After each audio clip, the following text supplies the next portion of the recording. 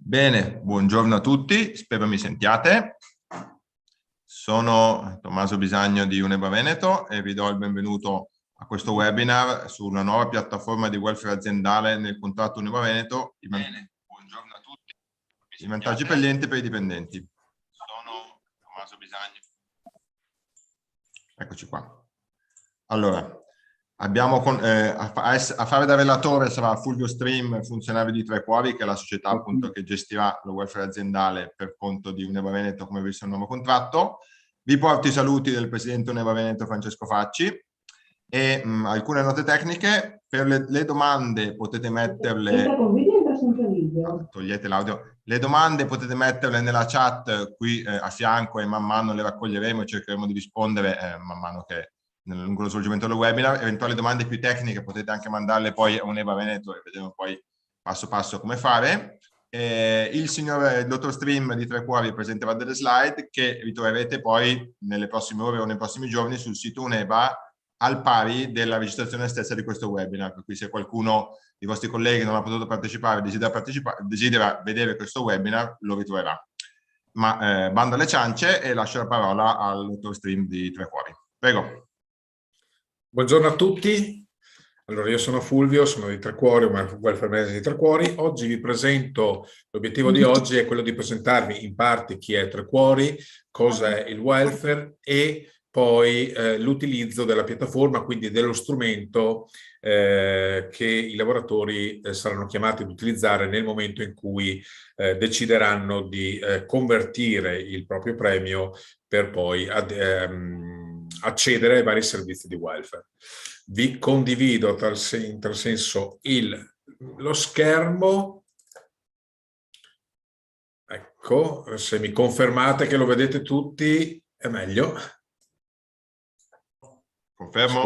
Sì, si vede. Perfetto, benissimo. Beh, molto rapidamente facciamo questa prima parte introduttiva, poi se ci sono domande su questa parte magari le facciamo. In realtà è una parte abbastanza banale, abbastanza generica.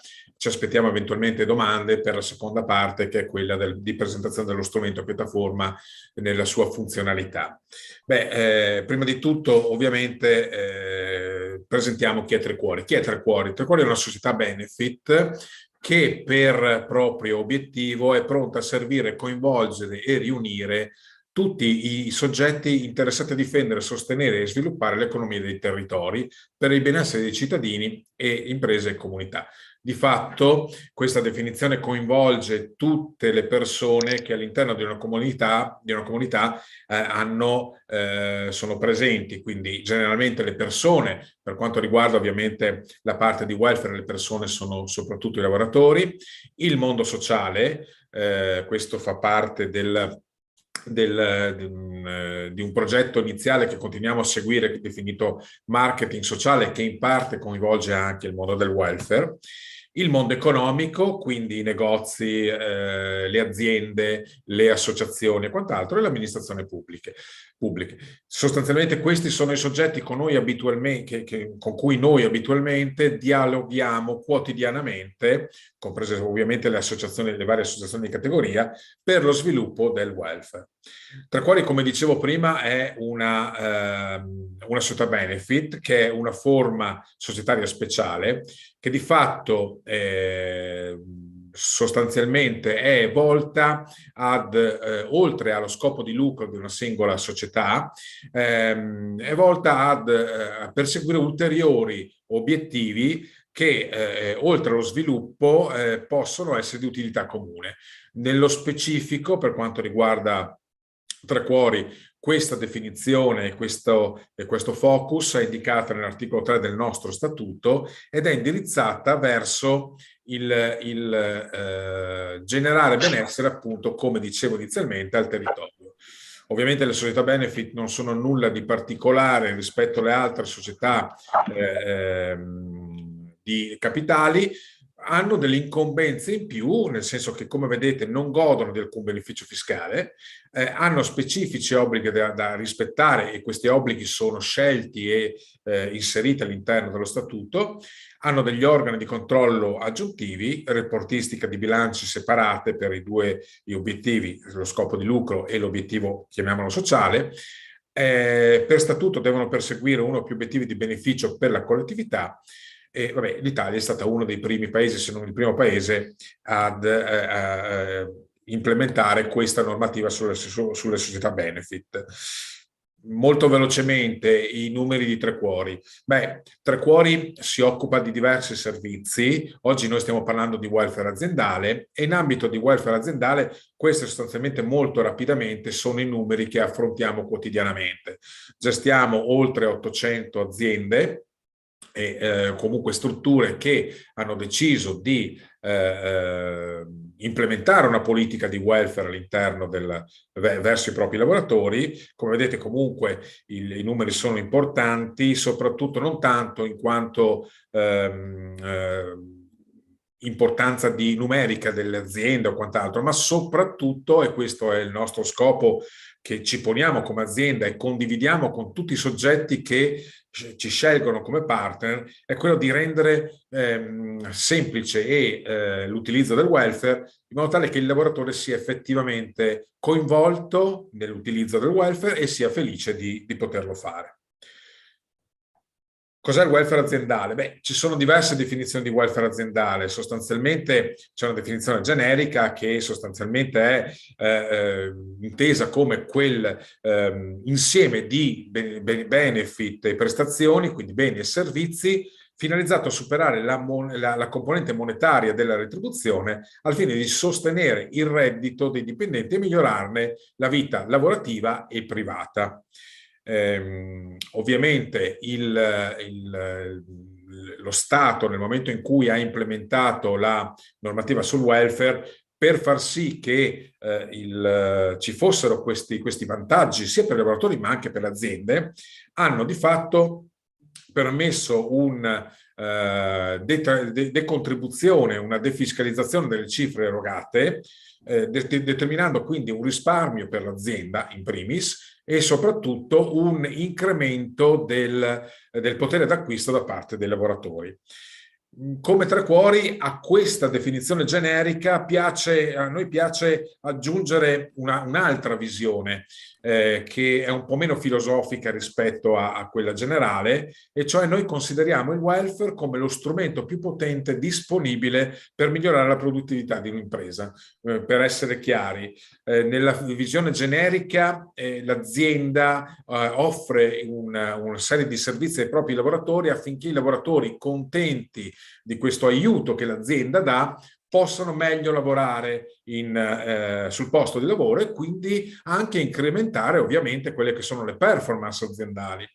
Ebbene, noi vediamo un pochettino, pur considerando ovviamente questa affermazione genericamente corretta, consideriamo il welfare anche da un altro punto di vista, ovvero quello di poter utilizzare il welfare come leva come posso dire, diretta della felicità dei lavoratori. In parole povere, il welfare aziendale è uno strumento che prima incrementa le potenzialità lavorative in azienda, quindi la produttività aziendale, per poi riconoscere ai lavoratori il giusto premio per questi miglioramenti. Di fatto è un pochettino come un premio di risultato sindacale che poi viene convertito in welfare, che è un po' la situazione che ognuno di voi si troverà ad affrontare con il nuovo accordo UNEBA. Sostanzialmente quindi la felicità del lavoratore è una conseguenza del buon modo di lavorare del lavoratore all'interno dell'azienda. Ovviamente, come dicevo prima, il welfare porta dei vantaggi un po' generali per tutti i soggetti. Qui vedete uno schema molto sintetico che sulla base di una premialità di 1.000 euro, una premialità lorda di 1.000 euro, evidenzia quelli che sono i vantaggi della conversione. Ovviamente 1.000 euro erogati in busta paga al netto di quelli che sono le detrazioni in parte per gli oneri contributivi e previdenziali del lavoratore e la relativa tassazione agevolata del 10%, al lavoratore in busta paga di quei 1.000 euro arrivano 800 euro circa di netto. L'azienda ovviamente su questa cifra di 1.000 euro paga circa il 33% di contributi verso il lavoratore. Cosa ha fatto lo Stato per agevolare il welfare? Sostanzialmente ha detto che quei 1.000 euro lordi che in busta paga a seguito del premio conseguito diventano 800, se convertiti in welfare rimangono a disposizione del lavoratore in forma netta, anche se attraverso uno strumento che appunto è la piattaforma che vedremo più tardi, rimangono 1.000 euro. Quindi il lordo è 1.000 euro, il lavoratore percepirà 1.000 euro. Contemporaneamente l'azienda non sarà obbligata a versare su quei 1.000 euro la parte di quella percentuale di circa il 33% di contributi, TFR e quant'altro. Per quanto quindi l'incremento in questo caso di potere di acquisto da parte a favore dei lavoratori, trasformando il proprio credito, il proprio premio di risultato in welfare, è di circa, come vedete, del 23,66%. Quindi il lavoratore avrà circa 200 euro in più da poter spendere. A maggior ragione poi l'accordo UNEBA prevede che a coloro i quali convertiranno verrà aggiunto un premio supplementare del 15%. Sento un ritorno. Risolto? Ok, un ulteriore premio del 15%, quindi a quei 1.000 euro che vengono convertiti verranno aggiunti di fatto altri 150 euro. Ecco che a questo punto il lavoratore avrà un vantaggio di circa 350 euro convertendo il premio, quindi avrà un potere d'acquisto superiore. Le aziende di fatto, offrendo ai propri lavoratori questa possibilità di convertire, potranno offrire loro 350 euro in più. Ovviamente questa cifra di 1.000 euro è una cifra target, quindi è un'ipotesi, poi ovviamente ogni azienda stabilirà quelli che sono i propri criteri di distribuzione e quindi la propria premialità, quindi questo è per farvi vedere quella che può essere il vantaggio per i lavoratori. Quali possono essere i beneficiari del welfare? Ecco, molte volte quando si parla di welfare e non lo si conosce a sufficienza o perché se ne è sentito parlare in maniera molto all'acqua di rose, non si conoscono quelli che sono i vantaggi. Quindi si pensa che magari questi 1.150 euro che abbiamo visto prima il lavoratore li possa spendere per sé. In realtà tra i beneficiari dei lavoratori del credito welfare di un lavoratore ci possono essere, oltre che il lavoratore stesso, anche alcune tipologie di familiari. Prevalentemente sono il coniuge e i figli. Quando parlo di coniuge intendo la moglie o il marito o eventualmente unione civile. Devo purtroppo comunicare che sono esclusi i conviventi perché non sono riconosciuti ancora come alla stessa stregua del coniuge. A queste figure, che sono prevalentemente le figure principi dei beneficiari del welfare, si possono aggiungere i fratelli e le sorelle, i genitori, i suoceri e i generi e le nuore. Ecco, questo è la platea degli eventuali beneficiari del credito del lavoratore. Molto banalmente cosa voglio dire? Che io posso utilizzare il mio credito per pagare o farmi rimborsare delle spese in determinati ambiti, adesso ve li illustro, per tutte queste tipologie di familiari. C'è qualcuno che sta parlando? Va bene.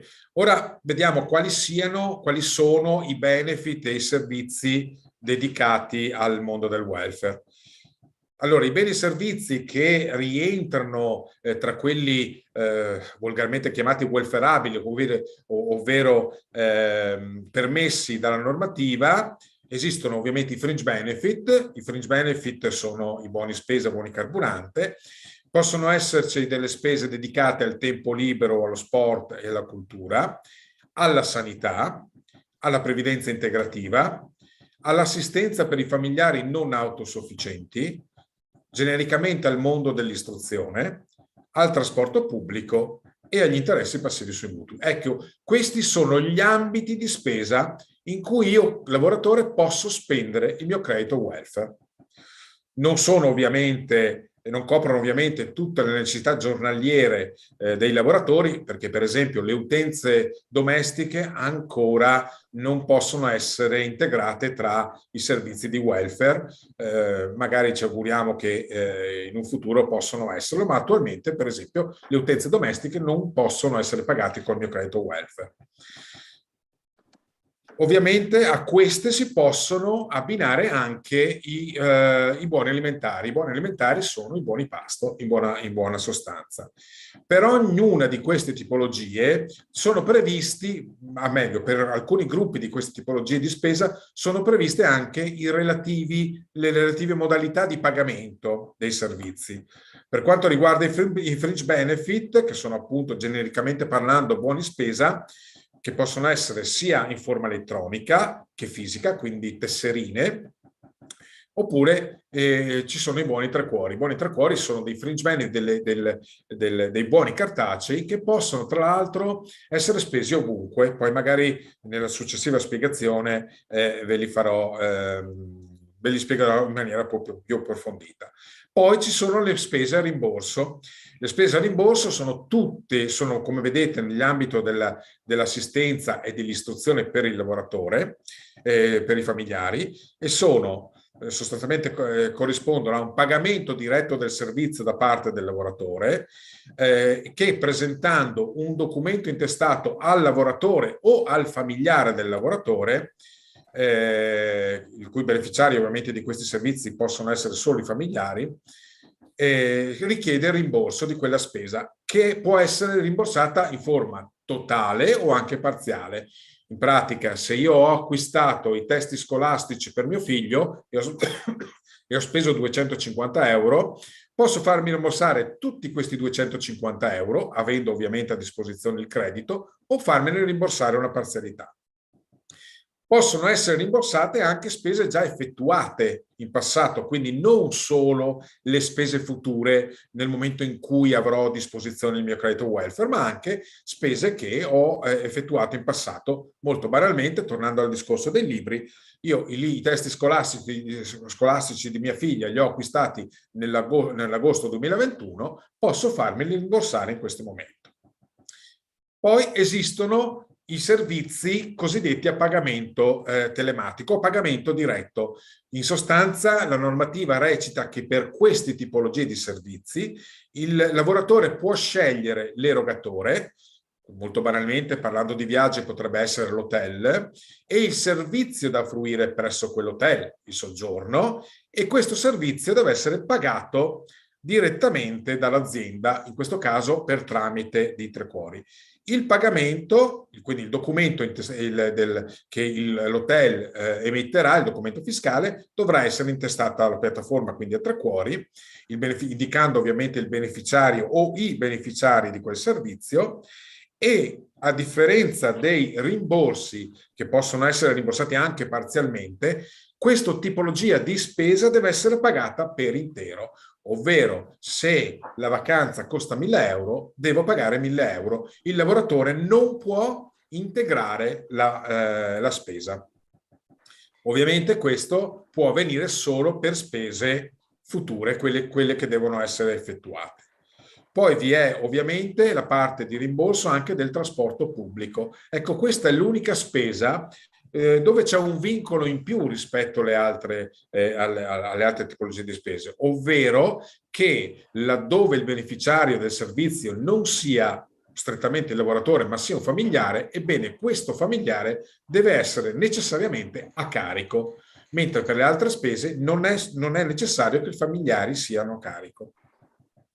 E poi c'è la possibilità di farsi rimborsare, anche se la parola rimborso in questo caso è una parola diciamo non congrua, perché il rimborso prevede un pagamento e una successiva richiesta del rimborso della cifra. In questo caso il rimborso deve essere contestuale. Attraverso questa modalità io posso farmi rimborsare gli interessi passivi del mutuo prima casa, piuttosto di qualsiasi tipologia di mutuo o di finanziamento, ad esempio il finanziamento per l'acquisto di un'auto. Ecco, queste sono le modalità di spesa e i servizi a cui si può accedere attraverso il proprio credito welfare. Ci sono domande particolari? Io avrei concluso di fatto questa prima parte per poi approfondire la seconda, che è l'utilizzo della piattaforma. Allora. C'è una domanda in chat. La sto leggendo, la carità. L'aggiunta del 15% dell'azienda è su tutto l'importo o solo sull'eccedenza del 30%? Allora, io non conosco nello specifico l'accordo, ma del 15%, considerando 1.000 euro il premio lordo convertito in welfare, il 15% è su quei 1.000 euro. Spero di aver... Normalmente è così, però ovviamente quando si parla di eccedenza del 30%, nel caso di conversione quell'eccedenza scompare, l'azienda non la deve versare, non la deve pagare, quindi risparmia quel 30%, ecco, di quel 30% ovviamente c'è una premialità in più verso i lavoratori, quindi che vengono incentivati e vengono premiati per aver convertito con questo 15%, quindi il 50% del vantaggio aziendale viene riversato ai lavoratori. Sì, allora, se posso intervenire un attimo in aiuto, il 15% dovrebbe essere applicato sulla parte variabile. Siccome il premio prevede una parte fissa e una parte variabile, il 15% dovrebbe essere applicato sulla parte variabile. Però chiedo a tutti i partecipanti che relativamente a tutte le domande che si riferiscono al contratto UNEBA Veneto, queste domande relativamente all'accordo, alle modalità anche di gestione dell'accordo stesso, vengano poste direttamente alla segreteria UNEBA o alla direzione UNEBA. Noi oggi siamo, siamo concentrati, rivolti a fare una presentazione di Tre Cuori e degli strumenti, quindi la piattaforma Tre Cuori. Grazie Fulvio, puoi continuare. Sai. Grazie. Sì, adesso sto cercando la modalità per uscire un attimo da questa cosa e condividervi un'altra parte, che è la seconda parte, con la quale rispondo alle due domande che sono arrivate in chat, però devo capirvi, io purtroppo Zoom lo uso raramente e quindi sono un po' in difficoltà. Aspettate un attimo. Ah, ecco, perfetto. Ho fatto io. Grazie mille, grazie, perché altrimenti non riuscivo a trovare.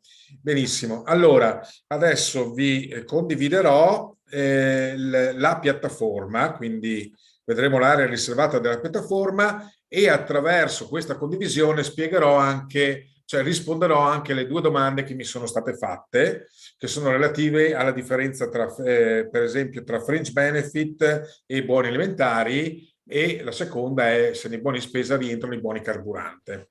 Allora, abbiate pazienza. Eccola qua.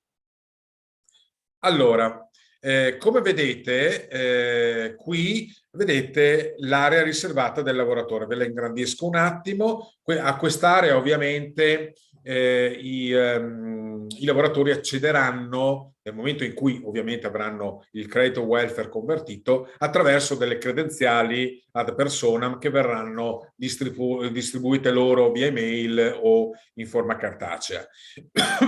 Come vedete qui vediamo sostanzialmente la differenza, vediamo in pratica ciò che abbiamo visto nella slide precedente, cioè la differenziazione delle varie tipologie di spesa. C'è l'area dei buoni, genericamente parlando, l'area rimborsuale e l'area degli acquisti diretti. Ora, rispondo immediatamente a questo punto alle due domande. quella più semplice è: nei buoni spesa rientrano i buoni carburante? Sì, i buoni carburante, come genericamente i buoni spesa, fanno parte di quell'area che tecnicamente è definita fringe benefit. L'articolo 51,3 del TWIR definisce i fringe benefit come quei beni di modico valore o servizi di modico valore che possono essere forniti dalle aziende ai propri lavoratori nel limite annuo di 258 euro, a cui si è aggiunto o si aggiungerà nel momento in cui il decreto legge Ucraina del 21 marzo, all'interno del quale l'articolo 2 da parte del governo viene autorizzato di fatto un'ulteriore possibilità data alle imprese private verso i propri lavoratori di distribuire dei buoni carburanti entro il limite di 200 euro. Quindi questi 250 euro dei fringe benefit generalmente utilizzati, che sono una normativa che risale a 35 anni fa, quest'anno c'è la possibilità di aggiungere questi ulteriori 200 euro. Questi sono fringe benefit e nella categoria dei fringe benefit ci sono i buoni carburante e i buoni spesa generici, come buoni per andare al supermercato, quindi buoni nel mondo dell'alimentare, nel mondo dell'elettronica, nell'abbigliamento, nella telefonia, quindi una serie di servizi, anzi di ambiti di spesa molto ampia. Quindi i fringe benefit, buoni spesa generici, comprendono i buoni carburante, ma anche altre tipologie di soggetti, erogatori, quindi nell'alimentare, nell'abbigliamento e quant'altro. La seconda domanda che abbiamo visto, ecco la differenza tra fringe benefit e card buoni alimentari. Ecco, allora qui innanzitutto vedete qui che ci sono differenziati i buoni spesa generici e i buoni carburante. Bene, questa parte, che è una parte tecnica di gestione interna alla nostra piattaforma, quindi buoni carburante, è stata creata proprio per rispondere puntualmente a quello che è il decreto 21 e il decreto Ucraina, laddove questi 200 euro aggiuntivi possono essere attribuiti solo ed esclusivamente in buoni carburante.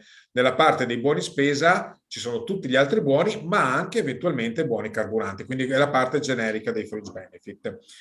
Qual è la differenza tra fringe benefit e buoni alimentari? Beh, i fringe benefit, ve li ho appena detti, hanno una limitazione, quindi sono dei buoni che vengono distribuiti, in questo caso vengono scelti nella piattaforma da parte dei lavoratori ed hanno un limite di 258 più 200 euro, un limite di legge, quindi possono essere annualmente attribuiti ai lavoratori in forma detassata entro quel limite di spesa. I buoni alimentari in realtà sono i cosiddetti buoni pasto, che sono comunque inseriti all'interno dello stesso articolo del TWIR, quindi l'articolo 51, ma hanno una normativa a parte che di fatto ne delimita la maturazione del buono alimentare. Il buono alimentare o buono pasto viene maturato dal lavoratore come in numero un buono al giorno per giorno lavorato, ovvero io ogni volta laddove in cui l'azienda laddove nell'azienda non vi sia un servizio di mensa e l'azienda stessa volesse mettere a disposizione i buoni, maturo un eventuale buono pasto, buono alimentare al giorno, il cui valore è massimo di 8 euro. Quindi sostanzialmente lavorando 20 giorni al mese, in quei 20 giorni io per ogni giorno maturo il diritto ad avere un buono alimentare, quindi in questo caso 20 buoni, che poi possono essere declinati in un valore singolo diverso fino a un massimo di 8 euro. I buoni alimentari sono ovviamente spendibili per andare, ovviamente, essendo nati come uno strumento sostitutivo della mensa aziendale, quindi il primo concetto è che con quei buoni si va a mangiare, quindi si va al ristorante, si va alle mense, si va presso le gastronomie. Successivamente ovviamente è stata implementata la platea di fruizione anche ai supermercati. Noi di fatto non li abbiamo chiamati buoni pasto, ma abbiamo mantenuto la definizione buoni alimentari per agevolare un pochettino e indirizzare l'eventuale scelta del lavoratore verso l'acquisto del cibo per la famiglia. fermo restando che comunque il lavoratore ha la possibilità di andare anche al ristorante. Detto ciò, i buoni alimentari hanno una limitazione, questa limitazione che vi ho detto prima, quindi non hanno un tetto massimo come i fringe benefit, ma hanno una limitazione circa la maturazione e il relativo tetto massimo di valore del singolo buono di 8 euro. In parole povere, diciamo che se consideriamo 220 giorni lavorabili all'anno, se un lavoratore li lavora tutti, matura 220 buoni per un valore massimo ipotetico di 8 euro, sono circa 1.760 euro di buoni alimentari. Spero di essere stato sufficientemente chiaro in merito a queste due domande. Ok? Bene, ora molto rapidamente passo, vi illustro come funziona la piattaforma. Bene, innanzitutto è bene ricordare un aspetto molto importante. Trequori Welfare è uno dei oltre 100 provider che ci sono in Italia. A dicembre erano 104 i provider gestiti. Tutti questi provider di fatto propongono degli strumenti definiti piattaforma attraverso i quali propongono dei servizi ai lavoratori a seguito di convenzioni preconfezionate, ovvero il lavoratore, ma questo riguarda soprattutto quest'ambito qui, gli acquisti diretti, se volesse per esempio andare in palestra, e siamo nell'ambito sport, dovrebbe scegliere la palestra tra quelle proposte dalla piattaforma, quindi convenzione preconfezionate. La differenza di Trequori, che segue sempre il proprio concetto di agevolare ovviamente il territorio e di agevolare soprattutto il lavoratore nella scelta del proprio erogatore, a differenza delle altre piattaforme, Trequori basa il proprio servizio verso i lavoratori dando la massima libertà a questi ultimi di scegliere in autonomia il proprio erogatore, quindi in questo caso la propria palestra magari sotto casa, e il servizio da fruire presso quella palestra. Questa è la differenza sostanziale tra Trequori e le altre piattaforme. Ci sono diversi vantaggi che questa modalità operativa porta ai lavoratori e quindi anche all'azienda. Se il lavoratore è chiamato per la parte variabile di cui parlava il mio collega Flavio, a decidere se convertirla in welfare, quindi di non ottenerla in busta paga in forma monetaria, ma sfruttare questo vantaggio in più di potere d'acquisto e quindi convertirla in welfare, il fatto di avere o di percepire i servizi di welfare come facilmente fruibili aumentano la possibilità, questo fatto aumenta la possibilità che il lavoratore sia invogliato quindi a convertire il proprio premio. Perché una cosa è dire bene, io converto, poi però devo magari scegliere le proposte che mi vengono fatte che magari a me non interessano. Un'altra cosa è dire bene, converto il mio premio perché sono sicuro o quasi sicuro di poter pagarmi i servizi che a me interessano e dove voglio io, quindi dove interessa a me. Quindi questo è un aspetto importante perché fa sì che i risultati che noi abbiamo in questi termini, quindi sulle percentuali di conversioni, sono confortanti in tal senso, perché questi aspetti favorisce la conversione e quindi da un lato favorisce anche il risparmio aziendale.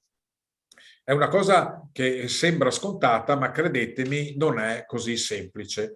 Tanto per darvi dei numeri, la conversione di un premio di risultato a livello statistico nazionale al primo anno è molto bassa, siamo leggermente al di sotto del 20%.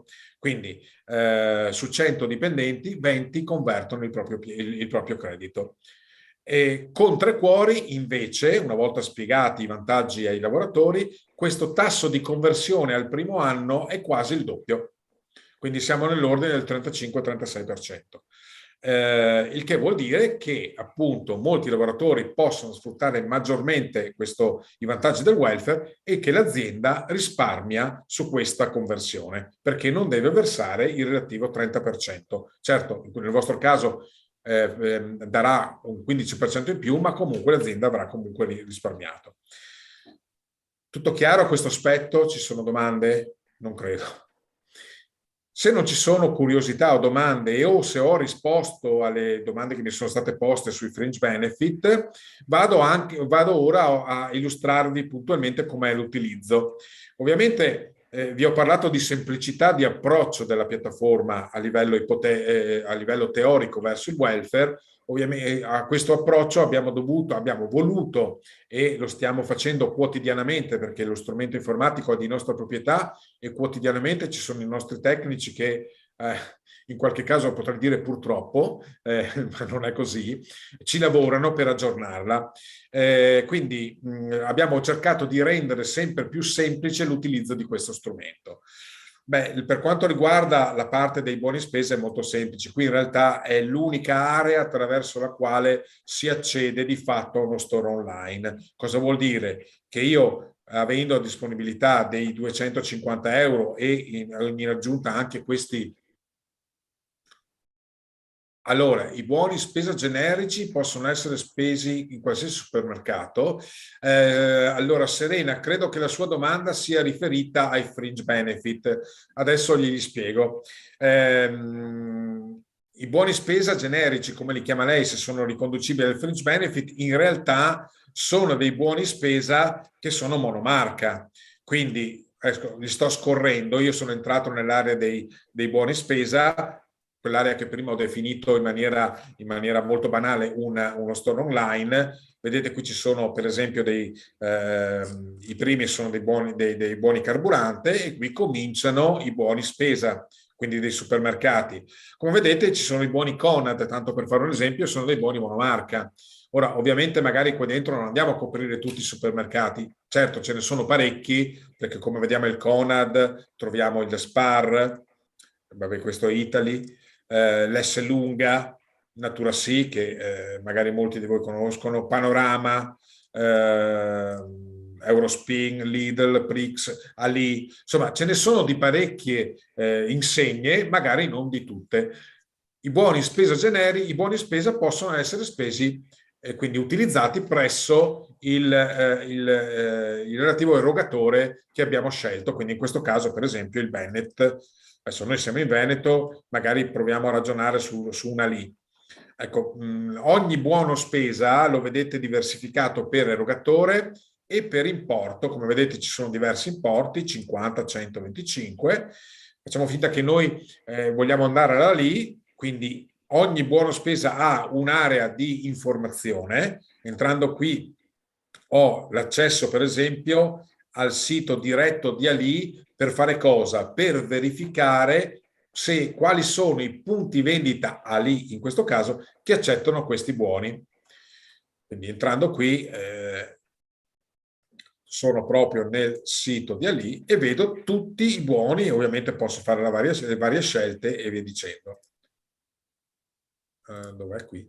Poi l'altra informazione, al di là di geolocalizzare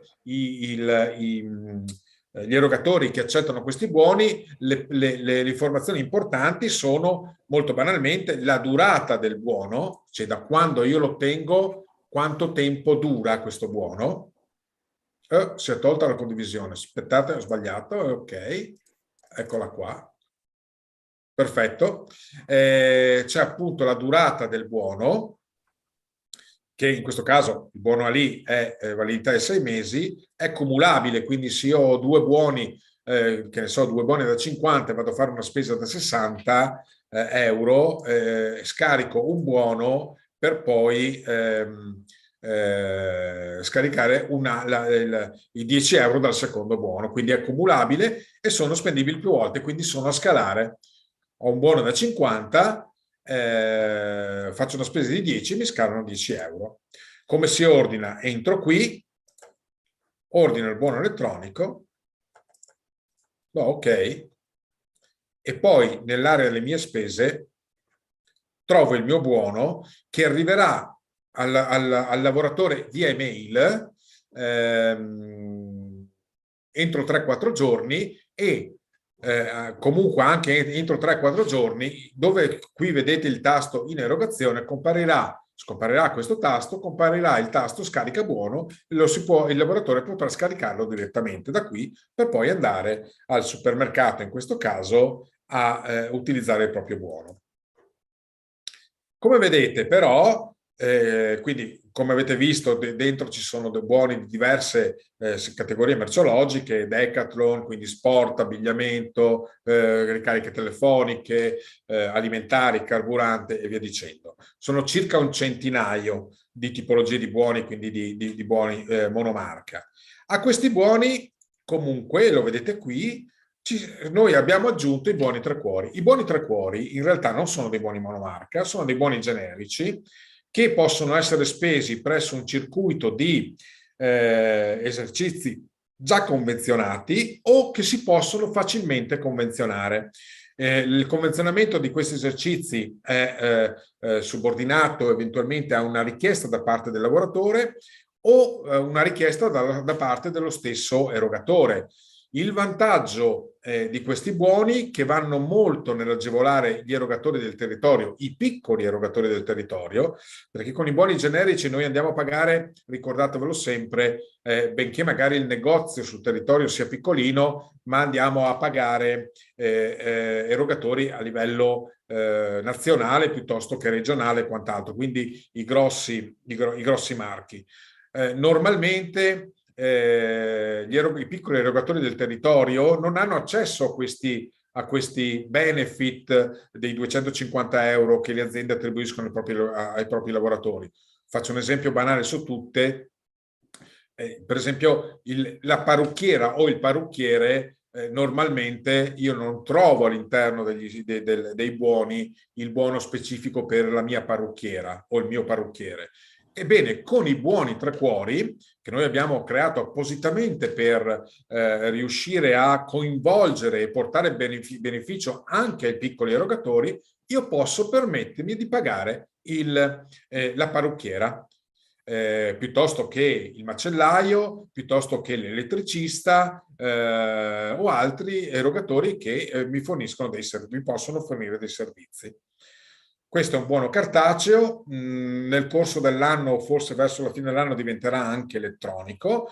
Dietro, nel retro di questo buono, ci sono anche indicazioni per l'erogatore per procedere all'incasso di questo buono. Quindi molto banalmente un erogatore nuovo a cui io magari mi presento per pagare con questo buono ha la possibilità di verificare e di effettuare in maniera molto rapida quella che è la registrazione sia dell'azienda che del buono stesso.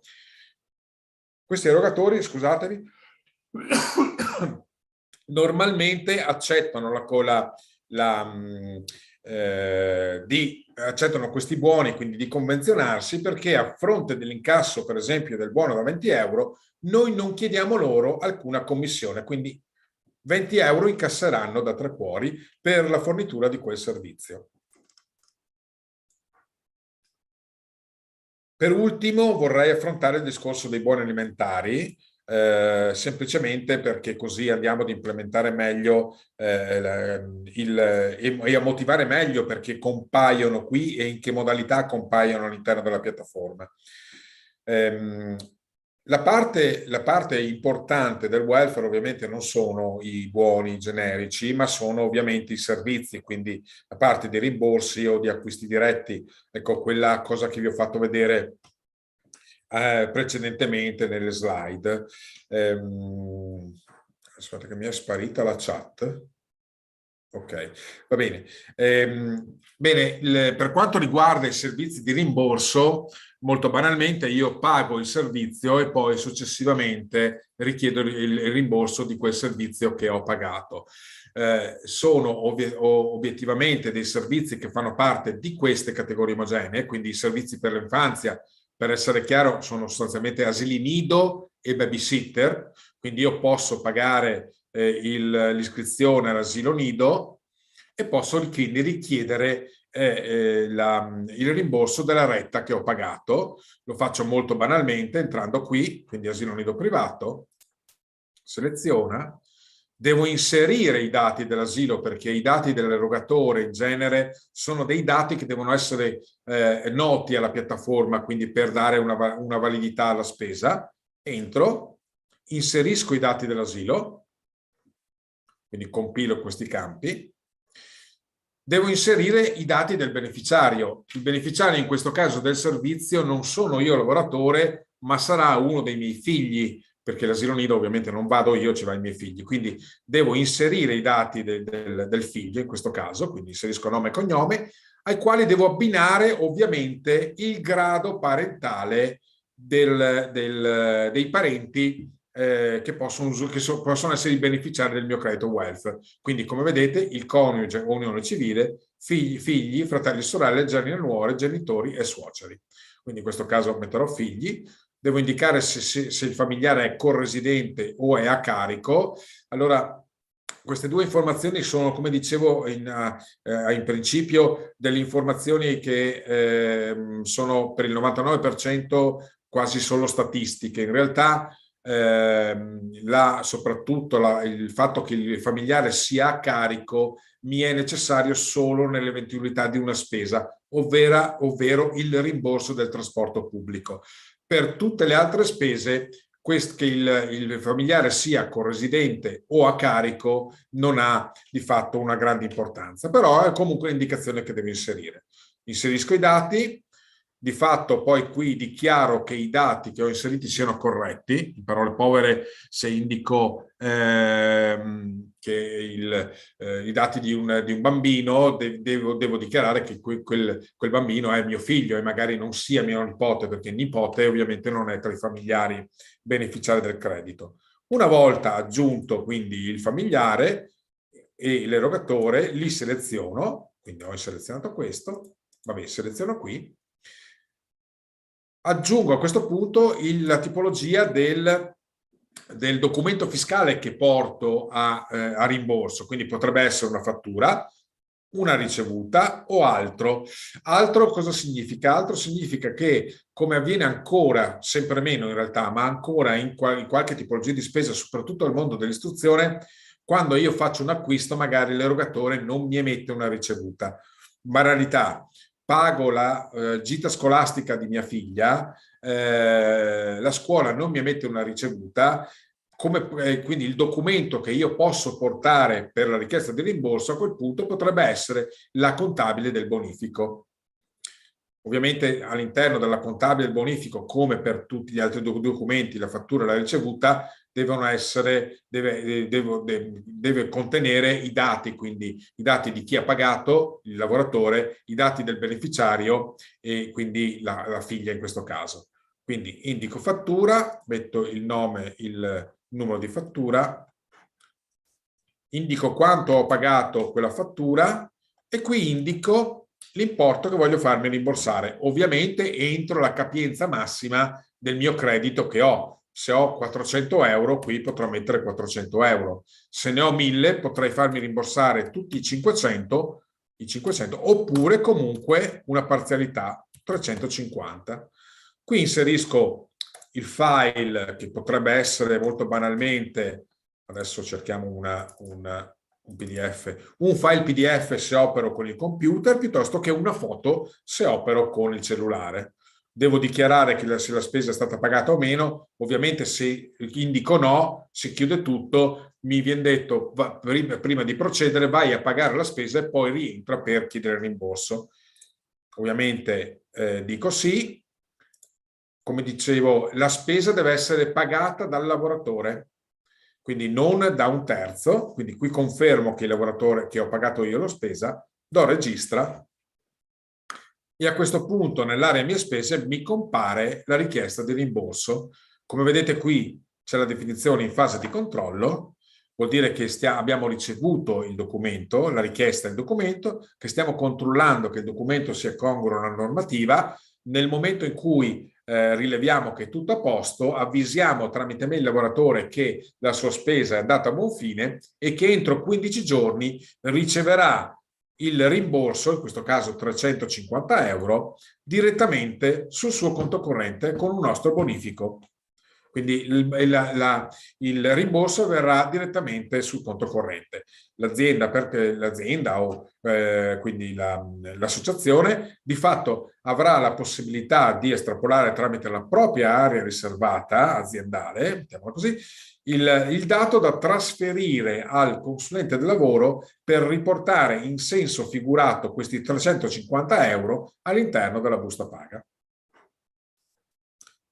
Ovviamente questa operatività è uguale per tutte queste tipologie di servizi, la cui parte preponderante è l'ambito dell'istruzione per i familiari, attraverso il quale posso pagare, posso farmi rimborsare spese relative al mondo dell'istruzione a partire dalla scuola materna fino all'università, quindi si parla di iscrizioni alle varie scuole, le rette per il conservatorio, come vedete, le vacanze studio, i centri estivi, la mensa scolastica, il trasporto scolastico, le gite scolastiche, le lezioni di recupero, i testi scolastici e gli strumenti acquistati per la DAD, l'iscrizione all'università, il pagamento il rimborso della retta del collegio piuttosto che dell'appartamento per gli studenti universitari fuori sede, le vacanze all'estero, i contributi volontari, insomma,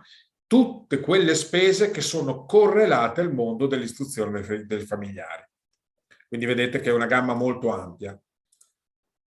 Oltre a queste spese si parla di assistenza per i familiari, normalmente per quindi familiari che hanno necessità di assistenza, normalmente gli anziani con un'età superiore ai 75 anni o a familiari che hanno necessità di assistenza perché magari portatori di handicap. Si parla quindi di assistenza medica domiciliare, la badante, la casa di riposo, i servizi assistenziali di vario genere e quant'altro. Poi c'è il trasporto pubblico, come abbiamo detto, posso farmi rimborsare l'abbonamento all'autobus piuttosto che del treno per me lavoratore o per il familiare, ripeto, a carico. Questa è l'unica spesa per cui il familiare deve essere necessariamente a carico. Non vi faccio vedere la modalità perché è esattamente uguale a quella che vi ho fatto vedere precedentemente. Altro servizio che può essere rimborsato, ma in maniera impropria rispetto a quello che vi ho fatto vedere, è il rimborso degli interessi passivi sui mutui o finanziamenti. Impropria perché non è effettivamente un rimborso, è un rimborso contestuale al pagamento della rata. Ve lo faccio vedere. Entro qui, devo indicare se il mio finanziamento è a tasso fisso o tasso variabile, scegliamo il tasso fisso. Devo indicare se sono l'unico intestatario del finanziamento o se sono cointestatario in diversa percentuale di quel finanziamento. Quindi io posso richiedere, tanto per essere chiari, il rimborso di interessi passivi di un mutuo o di un finanziamento nel momento in cui sono intestatario o cointestatario. Se ho il mutuo della casa piuttosto che il finanziamento dell'acquisto della macchina della moglie, e il finanziamento è intestato solo alla moglie, non posso richiedere il rimborso degli interessi. Quindi indico se sono il intestatario del finanziamento. Qui piano di ammortamento alla mano, oggi è il 21 di aprile, devo indicare la prima data utile in cui vado a pagare la prossima rata, che ne so, magari il 15 di maggio, perché a me esce il finanziamento il giorno 15. Qui devo indicare e devo riportare il piano di ammortamento, quindi lo carico. Ecco, l'ho caricato. Qui devo indicare come scegliere, farmi quanto del mio plafond dedicare. Potrei indicare il plafond fino all'esaurimento del mio credito e qui ovviamente devo indicare i dati dell'IBAN, che deve essere lo stesso IBAN da cui esce la rata del finanziamento. Poi rispondo alla domanda di Elisabetta. Quando ho inserito questi dati, do invia, richiesta inviata con successo. A questo punto noi di fatto raccogliamo i dati e stabiliamo già i bonifici che sono ogni 15 del mese corrispondenti alla parte degli interessi passivi e bonificati nello stesso giorno in cui mi esce la rata del finanziamento. Ora, Elisabetta mi chiede come questo rimborso viene recepito da Agenzia Entrate come onere deducibile da non considerare in quanto rimborsato da Tre Cuori. Non ho ben capito la domanda, però per legge anche, allora, chi è Tre Cuori? Stabiliamo chi è Tre Cuori in questo panorama. Tre Cuori in questo momento è un intermediario che opera in luogo dell'azienda, ovviamente in forza di un mandato operativo, un mandato senza rappresentanza, cioè l'azienda mi dà il compito e mi autorizza a gestire le spese di diversa natura dei propri lavoratori. In base a questo mandato, quindi, io faccio i vari pagamenti, i vari rimborsi. Ovviamente, sempre in base a questo mandato, di fatto i rimborsi o gli acquisti effettuati è come se li avesse effettuati l'azienda. Nel momento in cui quindi è l'azienda che opera questi rimborsi, per l'azienda a titolo fiscale tutte queste spese sono interamente deducibili come costo del lavoro, anche se ovviamente passa attraverso in questo caso un intermediario che è la piattaforma Tre Cuori, che agisce, ripeto, in forza di un mandato che l'azienda gli attribuisce. Ecco perché queste spese rimangono comunque interamente deducibili al 100% come costo del lavoro. Spero, Elisabetta, di aver soddisfatto la sua domanda.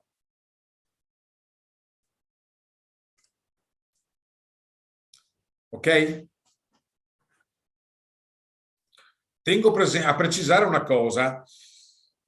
Ognuno di questi servizi, in realtà non tutti, sono gravati ovviamente di IVA. Molto banalmente, se acquisto una vacanza, la vacanza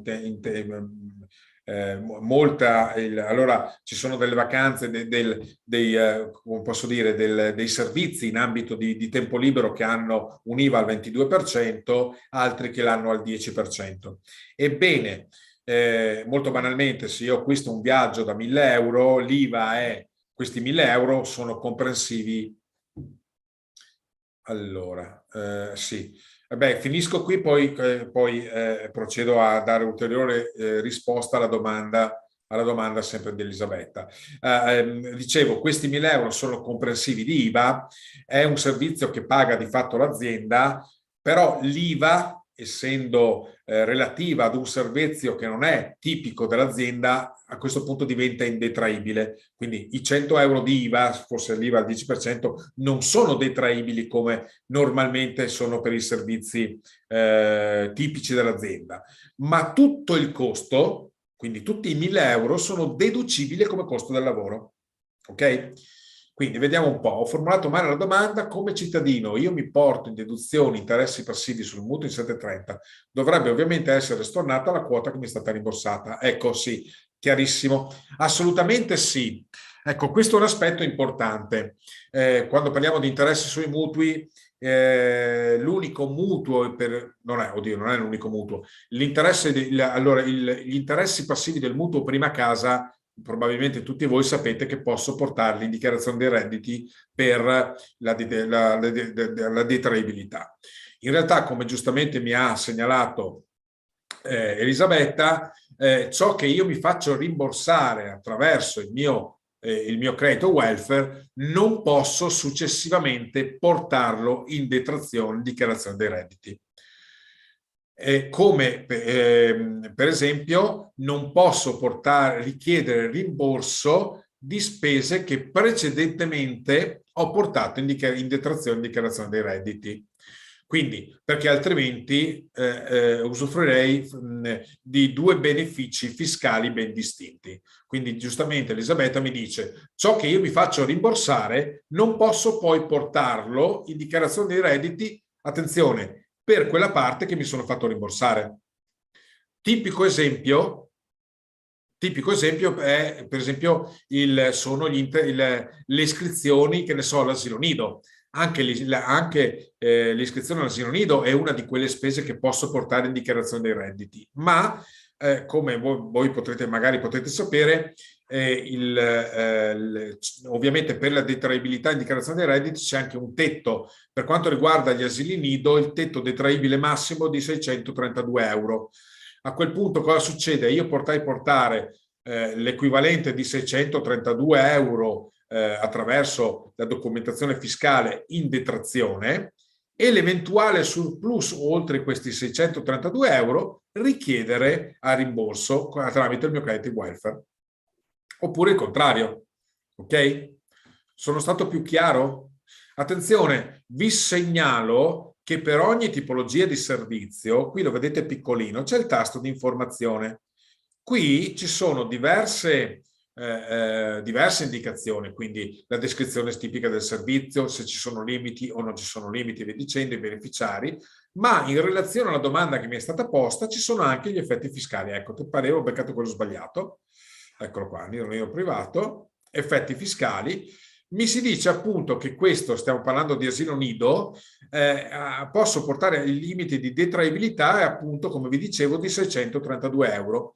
E quindi in base a questa indicazione ho anche un consiglio di come operare per il lavoratore, ovvero per sfruttare al massimo quella che è il vantaggio che la fiscalità italiana mi permette. Quindi porto in detraibilità fino a 632 euro in dichiarazione dei redditi, l'eccedenza me la faccio rimborsare.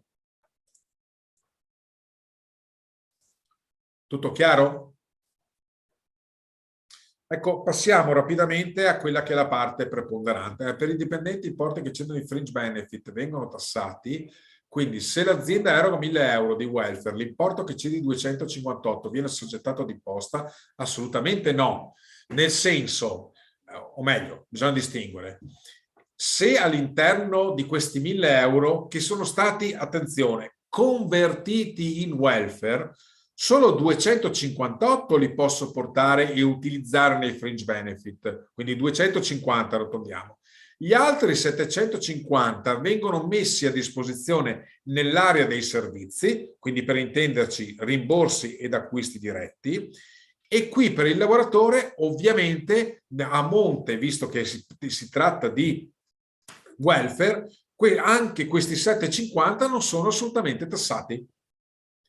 Il vantaggio del welfare per il lavoratore è, uno dei vantaggi, è che le somme in welfare non sono assoggettate a tassazione, sono completamente detassate e quindi come effetto secondario, per esempio, non partecipano alla conformazione del reddito. Quindi, soprattutto in questo periodo, dal 2022 in avanti, quando si parla per esempio di assegno unico, nel momento in cui per ottenerlo in maniera incrementata devo proporre il mio modello ISEE, le cifre di welfare non concorrono al modello ISEE e quindi posso avere un diritto a un assegno unico pieno, non ridimensionato. I 1.000 euro che invece venissero messi in busta paga, ebbene sì, quelli fanno parte del reddito e quindi andrebbero ad aumentarmi il reddito, ad aumentarmi l'ISEE e quindi ad abbassarmi eventualmente l'assegno unico. Aspetta, chi è che ha postato qua? Utilizzo piattaforma da quale lato lavoratore, scusate. Tutti ok, va bene, questa è un'informazione di servizio. Bene, passiamo all'area, quella un po' più, quella dove è più evidente il nostro vantaggio rispetto all'altra piattaforma, ovvero all'area degli acquisti diretti. Gli acquisti diretti sono quelle spese che possono essere scelte dal lavoratore, ma ripeto, pagate integralmente dall'azienda. Sono relative al mondo dei viaggi e vacanze, quindi posso prenotare voli aerei, prenotare biglietterie del treno, acquistare dei pacchetti vacanze, quindi soggiorni piuttosto che ne so, soggiorni climatici o quant'altro. Al mondo della salute, relativo molto banalmente per quanto ci riguarda, per esempio, il mondo della salute pesa per circa un 12% sulle spese generali e oltre la metà delle spese del mondo della salute sono relative al dentista, quindi a spese odontoiatriche. mondo dello sport, quindi posso accedere a pagarmi, che ne so, la palestra, l'accesso e gli abbonamenti alla piscina, pagare le iscrizioni alla società sportiva, che ne so, di pallavolo di mia figlia o di calcio di mio figlio, e altre tipologie di sport. Quindi lo ski pass, per esempio, cultura e intrattenimento, quindi, che ne so, corsi di varia natura, corsi di, adesso esagero, taglio e cucito, piuttosto che eventi, abbonamenti del cinema, ingressi a musei e via dicendo. Istruzione per il lavoratore. Ecco, attenzione, istruzione per il lavoratore è sempre parte dell'istruzione, ma la normativa distingue il trattamento economico tra l'istruzione per i familiari, che è a rimborso, quindi io pago il corso di lingue e, per esempio, e poi ne richiedo il rimborso per il figlio. Se al corso di lingue vado io lavoratore, non posso ripagarmelo e chiedere rimborso, devo farmi pagare quel corso direttamente dall'azienda. Questa è una differenza importante. Quindi per il lavoratore le spese relative al mondo dell'istruzione vanno pagate direttamente dall'azienda. Per i familiari il lavoratore paga il servizio e ne richiede il rimborso. Poi c'è la possibilità di versare il proprio credito welfare in previdenza integrativa o sanità integrativa, quindi fondi pensione o fondi sanitari, e pagare alcune polizze assicurative che sono sostanzialmente le polizze long term care e disease, quindi non l'assicurazione auto, non l'assicurazione sulla casa, non la RCA, l'RCT e quant'altro. Quindi sono le assicurazioni che prevedono per esempio un'indennità nel caso di perdita di capacità lavorativa e di badare a se stessi, oppure che danno sostegno economico in caso di insorgenza di una malattia particolarmente grave. Queste sono le uniche polizze assicurative. Ecco, molto banalmente, io mi soffermo soprattutto su due aspetti, il tempo libero e soprattutto la salute. Vado subito sulla salute. Noi, come dicevo inizialmente, permettiamo al lavoratore di scegliere in autonomia il proprio erogatore. Quindi, magari, supponiamo il dentista. Le altre piattaforme propongono esclusivamente dei dentisti già convenzionati. Ergo, se non trovo il mio dentista e il servizio specifico del mio dentista all'interno delle proposte fatte, non posso utilizzare il mio credito presso il mio dentista, o cambio dentista o decido di utilizzare il mio credito in un'altra maniera.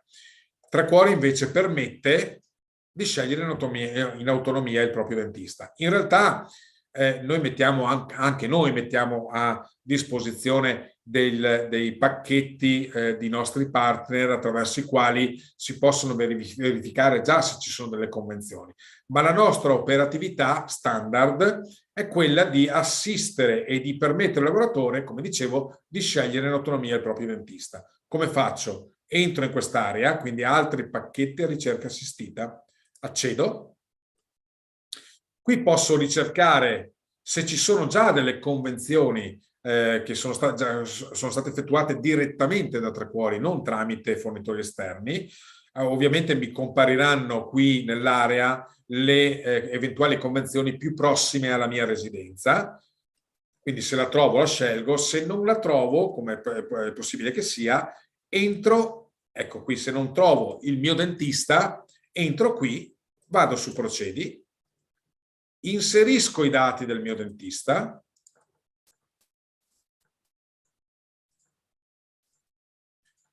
possibilmente magari anche indicando, anzi, meglio, indichiamo anche il numero di telefono del mio dentista. Perché? Perché noi dobbiamo convenzionarlo. Devo contestualmente, avendo indicato i dati del mio dentista, inserire il pacchetto che voglio acquistare, che ne so, pulizia denti, e dare una quantificazione al pacchetto. Magari il dentista mi ha detto che fare la pulizia denti presso di lui costa 50 euro, quindi indico il costo. Se ho un preventivo lo posso anche aggiungere qui, altrimenti devo segnare sempre il beneficiario, in questo caso magari metto mia figlia, vado su richiedi e cosa succede? Succede che noi riceviamo la vostra richiesta, avendo i dati di contatto, quindi il numero di telefono o eventualmente anche le mail del dentista, entro le 24 ore successive alla data di ricezione di questa richiesta contattiamo il dentista, provvediamo a convenzionarlo e contestualmente a formare il pacchetto pulizia denti secondo le vostre richieste, quindi a 50 euro come indicato da voi. Il dentista potrebbe anche dirmi di no, che non vuole procedere a convenzione, ma in realtà tenete presente che noi abbiamo una risposta molto elevata alle richieste di convenzione. 96 erogatori su 100 tra tutti quelli richiesti ci dicono di sì. Questo perché sostanzialmente noi non chiediamo commissioni in questo caso al dentista, quindi all'erogatore. Quindi noi provvediamo a formare il pacchetto. Quando il pacchetto e il dentista è convenzionato, all'interno dell'area, i pacchetti richiesti, avvisiamo il lavoratore tramite mail che c'è un pacchetto a sua disposizione, quindi entrando nell'area trova il pacchetto qui e lo sceglie, quindi troverà il pacchetto del dentista con la pulizia dei denti, sceglierà il pacchetto, noi riceverà un'email di conferma e noi provvederemo a pagare il dentista per il pacchetto conformato. E il lavoratore potrà andare dal suo dentista a farsi la pulizia dei denti. Tutta questa operatività vale per ognuna di queste tipologie di spesa. Chiudo mostrandovi viaggi e vacanze, dove se mi entra, entrando sempre in quest'area, magari io voglio andare presso un hotel preciso e in un periodo preciso con dei servizi precisi, molto banalmente la pensione completa, entro qui, posso sempre ricercare l'hotel, vado avanti, scusate sono uscito,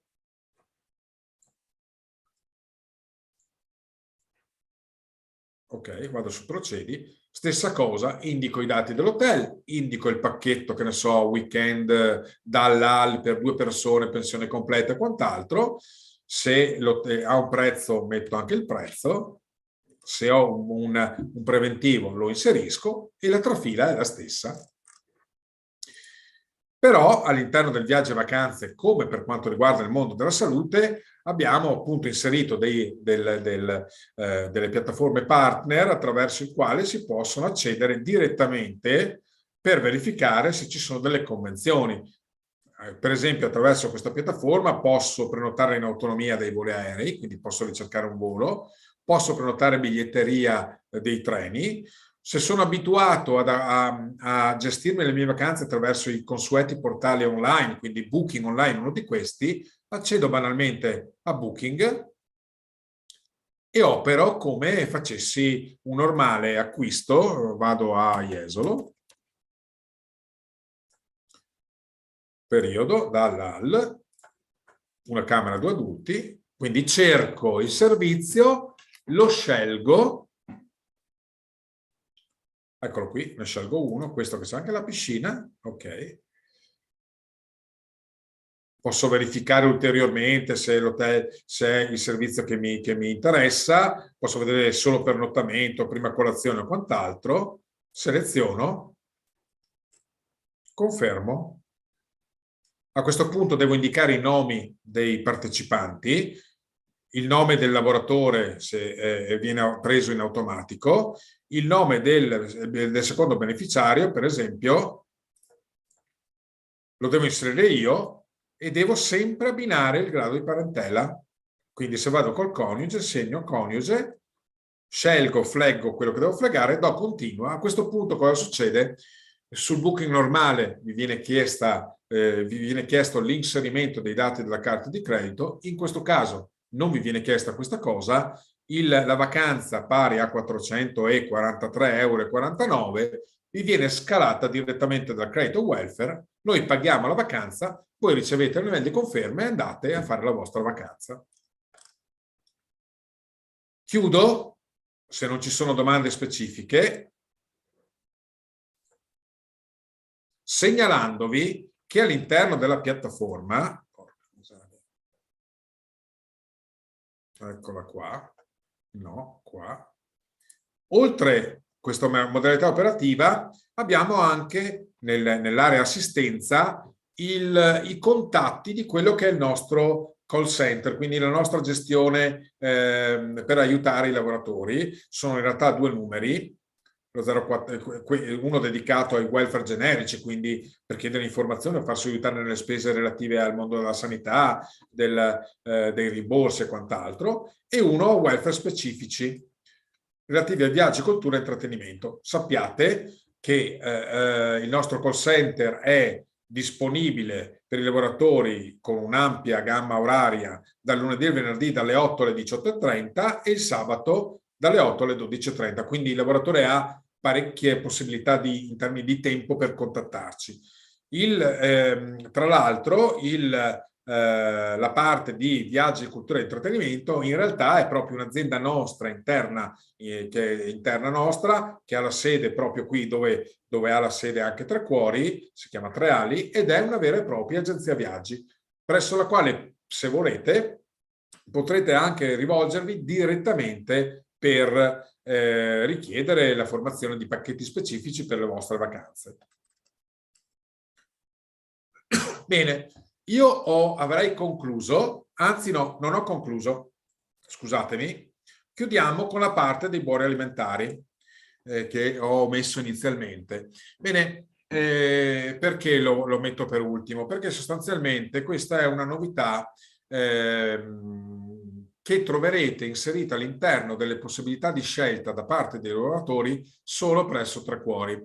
I buoni alimentari, i buoni pasto sono gestiti ordinariamente da molte società specializzate, hanno una ben determinata modalità di erogazione all'interno all'esterno del mondo del welfare. In realtà noi le abbiamo inserite all'interno delle diverse scelte che il lavoratore può effettuare. Quindi con i suoi 1.000 euro, per intenderci, buoni spesa a parte, il lavoratore potrebbe scegliere la vacanza, potrebbe farsi rimborsare i testi scolastici, potrebbe scegliere il dentista o quant'altro, ma potrebbe scegliere anche eventualmente i buoni alimentari. Ecco, questa scelta però dipende molto dal fatto che l'azienda o voi non gestiate già all'interno della vostra struttura una mensa aziendale, o già non eroghiate i buoni pasto per i lavoratori in maniera tradizionale. Se non utilizzate queste modalità, allora si può utilizzare, mettere a disposizione anche la scelta dei buoni pasto.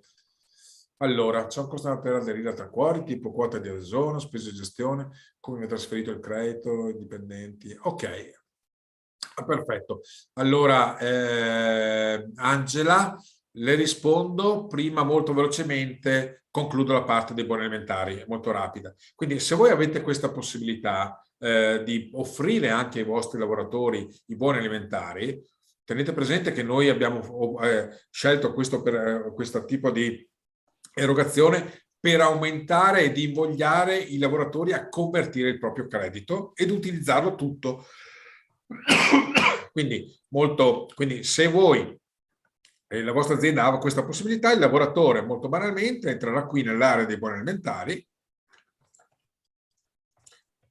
avrà ovviamente a disposizione una determinata cifra e potrà scegliere di farsi attribuire, per esempio, mensilmente nella propria tessera, perché vi verrà consegnata una tessera per il lavoratore, una sorta di carta di credito, riversare mensilmente la quota di buoni maturati, quindi che ne so, 20 giorni sono i giorni lavorati ad aprile, a maggio posso riversare 20 giorni per 8 euro, 160 euro, con i quali posso andare presso i negozi, i supermercati, i ristoranti convenzionati. In questo caso noi offriamo la tessera di Pellegrini, che ha circa 130.000 punti convenzionati in Italia, quindi posso recarmi presso quegli erogatori o a mangiare perché vado al ristorante, o meglio ancora ad acquistare gli alimenti per la famiglia, quindi la spesa alimentare. Quindi qui entro, faccio la mia scelta e quindi automaticamente mensilmente potrò vedermi accreditato sulla mia tessera questi buoni.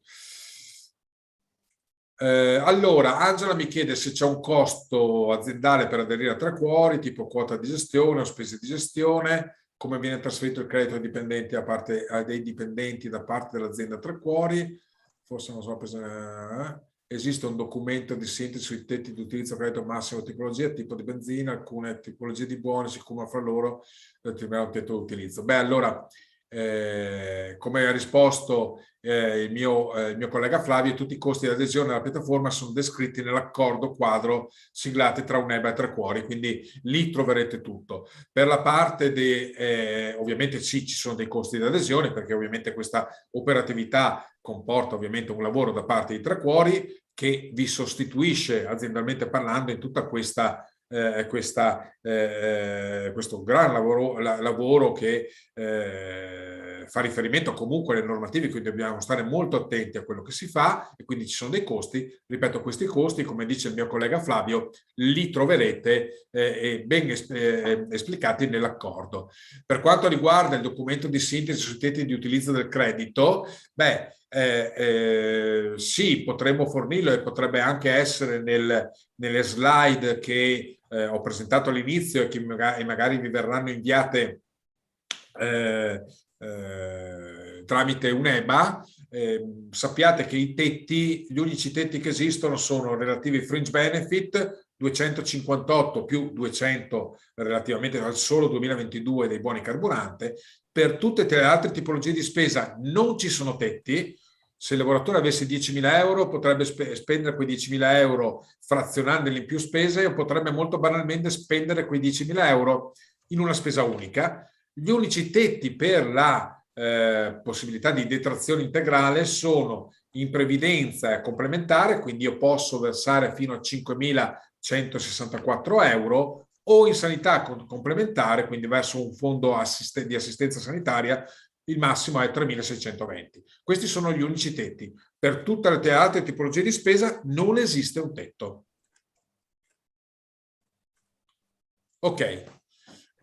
Spero di aver risposto correttamente alla seconda parte della domanda. Per quanto riguarda la prima parte dei costi, come vi ho già detto e come ha scritto il mio collega Flavio, troverete tutto all'interno dell'accordo. Possiamo fornire a tutte le documentazioni con il manuale d'uso, certo, certamente. Tra l'altro all'interno ovviamente ci sono della stessa piattaforma, ma ve li forniremo, come diceva il mio collega Flavio, esternamente. Ci sono anche le guide di utilizzo dove per quanto riguarda ci sono dei video, ci sono dei PDF. Molto banalmente qui si accede a YouTube, c'è il video di come scegliere, come utilizzare i buoni spesa piuttosto che di come operare un rimborso. Quindi qui dentro troverete anche ulteriori informazioni circa i limiti quindi i tetti usufruibili. Ma ripeto, a parte la comunicazione, quindi questa possibilità di vedere le cose all'interno della piattaforma, la documentazione vi verrà fornita anche esternamente in maniera precedente all'utilizzo o alla scelta della piattaforma. Per parte Uneba aggiungo che le slide e la registrazione sono già sul sito, come pure il testo del contratto che ho comunque messo anche nella chat qui sopra. Ecco, se posso aggiungere una cosa io, buongiorno a tutti, mi chiamo Flavio Di Stasio, sono il collega di Fulvio. L'accordo quadro con Uneba, cioè l'accordo che è stato siglato tra le parti, permette all'istituto di poter non solo gestire l'attività di piattaforma per quanto riguarda l'utilizzo del credito lato lavoratore, ma l'accordo, quindi il contratto che viene fatto tra Tre Cuori e l'istituto, permette all'azienda di poter gestire tutti quelli che sono gli adempimenti sia amministrativi sia di gestione. Quindi l'azienda non si deve preoccupare di nulla perché noi l'istituto lo guidiamo, lo accompagniamo all'utilizzo della gestione del credito welfare, quindi gli diamo assistenza completa sia relativamente all'utilizzo dell'area riservata, la tua azienda anche, sia per quanto riguarda tutti quelli che sono gli step necessari, quindi migrazione dei dati tramite file dall'istituto a Tre Cuori, la gestione di tutti i dati, quindi un account dedicato del nostro ufficio guiderà l'istituto perché possa gestire tutte le operazioni. Tutto ciò permetterà anche un automatismo di gestione che naturalmente semplificherà tutta l'attività di gestione del credito welfare che l'accordo prevede che venga gestito sia in forma fissa che in forma variabile. Ecco, l'accordo con Uneba è stato fatto proprio perché una piattaforma unica si gestisca tutte il più possibile diciamo, le gestioni degli istituti, affinché la centralizzazione ottimizzi e semplifichi tutti quelli che sono i processi di gestione della conversione del premio di risultato in welfare. Questo per diciamo anche dare maggior supporto alle aziende in questo nuovo percorso di welfare a favore dei lavoratori.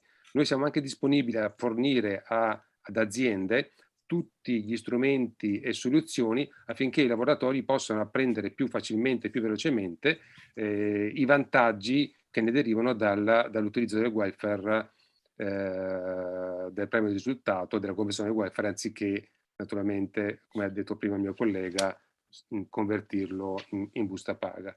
Ecco, quindi il rapporto è dovuto proprio a un processo di ottimizzazione e di aiuto alla guida e all'azienda, all'istituto, perché poi naturalmente maggiori sono i dati che noi riceviamo da parte di tutti, migliore poi il processo anche di gestione a favore della parte amministrativa e dei lavoratori che ricevono poi l'utilizzo dell'area riservata. Ecco, Tommaso, ho fatto questa riepilogo proprio per permettere a tutti i collegati, tutti gli associati UNEBA collegati, di capire del perché è stato fatto questo accordo, proprio per migliorare un processo collettivo di gestione dell'accordo regionale UNEBA a favore degli istituti e i lavoratori poi che naturalmente ne fruiscono. Prima di chiudere definitivamente, una domanda in extremis di Michele Meneghin che chiede se l'importo convertito in welfare deve essere speso entro una certa data oppure rimane a credito? Ok, questa è una bella domanda. Relativamente a questa domanda rispondo che per quanto riguarda le modalità di gestione, quindi l'attuazione del credito in piattaforma, ci sarà in seguito da parte di UNEBA una risposta, perché non è specificato nell'accordo la modalità di gestione e la durata quindi del tempo del credito in piattaforma. Quindi su questo tipo di domanda verranno fornite indicazioni più precise in seguito da parte di UNEBA.